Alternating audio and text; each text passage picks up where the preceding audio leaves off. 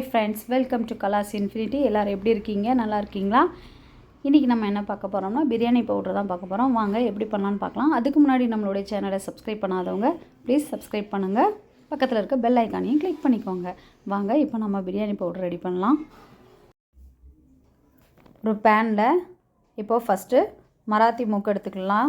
2 பட்டை, 2 இஞ்சி, ஜாதிக்காய் ஒரு காயில் பாதி, அன்னாசிப்பூ 3, ஏலக்காய் 10, கிராம்பு 15, ஜாதிபத்திரி 2.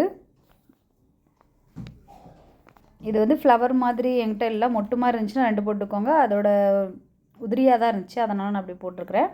அப்புறம் மிளகு வந்து 1 டீஸ்பூன், கல்பாசி கொஞ்சம் போட்டுக்கிறேன். இது வந்து 5 மினிட்ஸ் லோ ஃப்ளேம்லேயே வச்சு ஹீட் பண்ணிக்கலாம். ஃபஸ்ட்டு ஜாதிக்காய் வந்து கொஞ்சம் அப்படி உடச்சி போட்டுக்கிறேன்.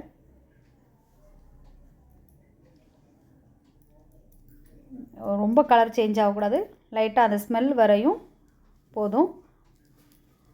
நெக்ஸ்ட்டு இது கூட வந்து நம்ம 1/4 கப் மல்லி போட்டுக்கலாம். அடுத்து 1 ஸ்பூன் சீரகம், 1 ஸ்பூன் சோம்பு, 2 பிரியாணி இலை போட்டு இதை நல்லா வந்து ஃப்ரை பண்ணிக்கலாம். ஃபஸ்ட்டு லோ ஃப்ளேமில் வச்சு 1 மினிட்.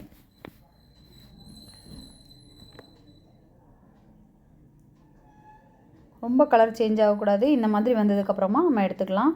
எடுத்துகிட்டு ஆற வச்சுட்டு மிக்சியில் போட்டு பவுட்ரு பண்ணி எடுத்து வச்சுக்கலாம். இந்த மாதிரி வரும். 1 கிலோ அரிசி, 1 கிலோ சிக்கன் வச்சு நம்ம செய்கிற பிரியாணி அளவுக்கு வந்து இப்போ நம்ம செஞ்சுருக்கிற பிரியாணி பவுட்ரு மெஷர்மெண்ட் வந்து கரெக்டாக இருக்கும். இந்த மாதிரியே நீங்களும் செஞ்சு பாருங்கள் வீட்டில். அப்புறம் வந்து என்னென்னா, இது வந்து நம்ம இன்னும் எக்ஸ்ட்ராவும் நிறைய செஞ்சு ஸ்டோரேஜ் பண்ணிக்கலாம் ஃப்ரிட்ஜில். 3 மாதத்துலேருந்து 4 மாதம் வரைக்கும் கெட்டு போகாமல் இருக்கும்.